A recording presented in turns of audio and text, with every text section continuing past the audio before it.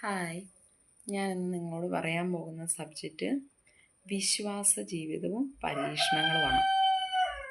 അപ്പോൾ തന്നെ നമുക്കറിയാം, പരീക്ഷണങ്ങളെക്കുറിച്ചാണ് കൂടുതലായിട്ട്. അതായത് നമ്മൾ കടന്നു പോകുന്ന അവസ്ഥയായിരിക്കും നമ്മുടെ മനസ്സിൽ ഏറ്റവും കൂടുതൽ നമ്മുടെ മനസ്സിലേക്ക് വരുന്ന ചോദ്യങ്ങളും.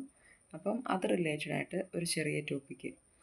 അതായത് വിശ്വാസ ജീവിതത്തിൽ പരീക്ഷണത്തിൽ ഏറ്റവും ഉദാഹരണമായിട്ട് എന്നോട് പറഞ്ഞ ഇതാണ്. പഴയ നിയമത്തിൽ ഒരാളെ കാണിക്കുന്നുണ്ട്, അബ്രഹാത്തിൻ്റെ പ്രശ്നം എന്തായിരുന്നു? മക്കളില്ലാത്തതായിരുന്നു അബ്രഹാത്തിൻ്റെ ഏറ്റവും വലിയ സങ്കടം. പക്ഷേ ആ സങ്കടം ദൈവം മാറ്റുന്നുണ്ട്. വാർദ്ധക്യത്തിൽ അബ്രഹത്തിന് ഇസഹാക്ക് എന്നൊരു മകനെ നൽകി ദൈവം അനുഗ്രഹിക്കുന്നുണ്ട്.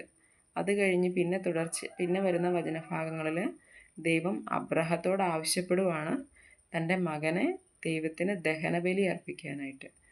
ഒന്ന് ആലോചിച്ച് നോക്കിയാൽ നമ്മളുടെ ജീവിതത്തിൽ ഒക്കെയാണ് ദൈവം ഇങ്ങനെ പറഞ്ഞിരുന്നെങ്കിൽ നമ്മൾ ആ വിശ്വാസത്തിൽ പിന്നെ മുന്നേറും, ആ ഭാഗത്തോട്ട് പിന്നെ തിരിഞ്ഞു പോലും നോക്കത്തില്ല.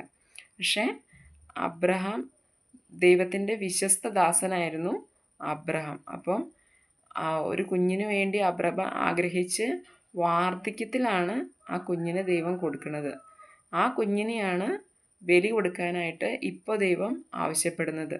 അബ്രഹാം തിരിച്ചു പറഞ്ഞു, എനിക്ക് പറ്റില്ല, എൻ്റെ കുഞ്ഞിനെ ഞാൻ തരില്ലെന്നുള്ളതാണ് നമ്മൾ വചനഭാഗങ്ങളിൽ കാണുന്നത്. അബ്രഹാം ആ കുഞ്ഞിനെയും കൊണ്ട് നടന്നു നീങ്ങുകയാണ്. അതായത് ദൈവം പറഞ്ഞ സ്ഥലത്ത് ബലിയർപ്പിക്കാനായിട്ട് ആ കുഞ്ഞിനെയും കൊണ്ട് നീങ്ങുന്ന ഒരു പിതാവിനെയാണ് നമ്മൾ ബൈബിൾ ഭാഗങ്ങളിൽ കാണുന്നത്. അപ്പോൾ നമ്മളൊന്ന് ആലോചിച്ച് നോക്കി, എത്രമാത്രം വേദനയോടെ ആയിരിക്കും അന്നേരം അബ്രഹാം ദൈവത്തെ അനുഗമിച്ചിട്ടുണ്ടാവുക എന്നുള്ളതൊന്ന് ഓർത്ത് നോക്കി. പക്ഷേ അവിടെ അബ്രഹത്തിൻ്റെ പ്രതീക്ഷകളും സ്വപ്നങ്ങളുമാണ് തനിക്ക് മുമ്പേ ബലിയർപ്പിക്കാനായിട്ട് തൻ്റെ മുന്നിൽ നടക്കുന്നത്.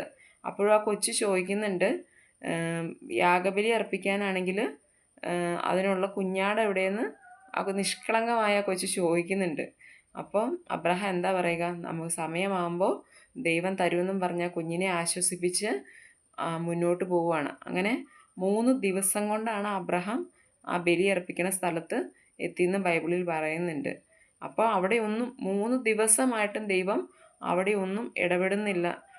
അവർ മുന്നോട്ട് തന്നെ പോവുകയാണ് ബലി അർപ്പിക്കാനായിട്ട് തന്നെ. അപ്പോൾ അബ്രഹാം പിന്മാറുന്നില്ല, കുഞ്ഞിനെയും കൊണ്ട് നടന്ന് നീങ്ങുവാണ്. അത് കഴിഞ്ഞ് പിന്നെ കാണുന്ന വചനഭാഗം എന്താ? അവിടെ ചെന്ന് ബലിപീഠം യാഗപീഠം ഒരുക്കി കുഞ്ഞിനെ കൈകാൽ ബന്ധിച്ച് കിടത്തി ബലി അർപ്പിക്കാനായിട്ട് കത്തി എടുക്കുമ്പോഴാണ് ദൈവം എന്താ